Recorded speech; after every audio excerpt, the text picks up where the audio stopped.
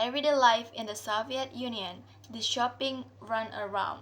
The author Hedrick Smith was head of the New York Times office in Moscow from 1971 to 1974.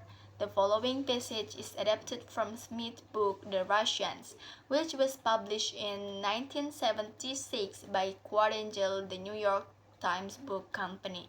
Number 1. I had about consumer shortage before going to Moscow, but only when we began to shop there did the Russian consumers problem really have meaning for me. Customer the world ever wait in line, but Soviet lines have a special quality all their own. Typical the Soviet woman spend 2 hours a day in line, 7 days a week. Personally, I have known of people who stood in line 90 minutes to buy 4 pineapples and 3 half hours to buy 3 large heads of cabbage, only to find a cabbage were gone as they approached the front of the line. Lines can run from a few yards to nearly a mile. Some friends of ours watched a line of people in Moscow signing up to buy rugs. The line lasted 2 days and nights and ran for across all through an apartment development. Number 2. In spite of this, the natural reaction of a Russian woman when she sees a line forming is to get in immediately, even before she knows what is being sold. However, Soviet lines are more fluid than they appear. In most stores, for example, shopper must stand in not one but 3 lines for any purchase. The first to select a purchase and find out the price. The second to pay a cashier somewhere else in the store and get a receipt. And the third to go pick up the purchase and turn in the receipt. Number 3.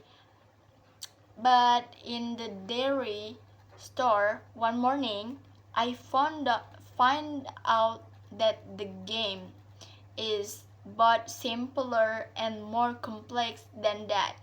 I went in to buy some cheeses, butter, and bolognese sausage, which were in 3 separate departments, each with its own line, 9 lines.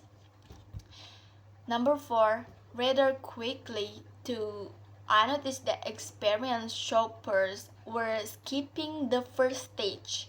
They knew that most item codes, so they went directly to cashier for their receipt. After studying price, I did that too. Then I went to the cheeses line, the longest, probably 20 people to get the worst over with first. I was in line less than a minute when the woman in front of me asked me to hold her place. She dir- dir- she darted off the butter and milk line. The cheese line was moving so slowly that she got her butter and milk and returned before we had advanced 3 feet. I decided to take the risk too, and I got back with my butter while the cheese line was still inching long. Number 5. Then it suddenly occurred to me that all over the store, people were getting into line, holding place, leaving, returning. Everyone was using the cheese line as home base. That was why it was barely moving. It kept expanding in the middle. So I got the man behind me to hold my place, and I went off to buy my bolognese Once again, it worked. It took me 22 minutes to buy butter, sausage, and cheeses. But instead of being furious, I feel as if I had beaten the system. Number 6, this competitive shopping gives an atmosphere of tension to Russian life. People barge into stores and bump into each other with face set in combative expression. You have to understand, said a kind gray haired person, that for as long as we can remember, shopping has been a struggle. Life is struggle. Number 7, there is hardly any effective advertising advertising to help shopper. Americans complain about the constant commercial in the United States, but they may reconsider if they were exposed to the consumer blackout in Russia. A typical Soviet ad might be, if you want to live to a ripe old age and be beautiful, modest, thorough, and truthful, drink tea. Most newspapers publish without ads. The shopper has no handy yellow page or daily newspaper, supermarket, or department store ads to help her decide where to shop.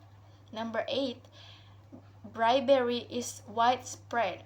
Low paid low paid $80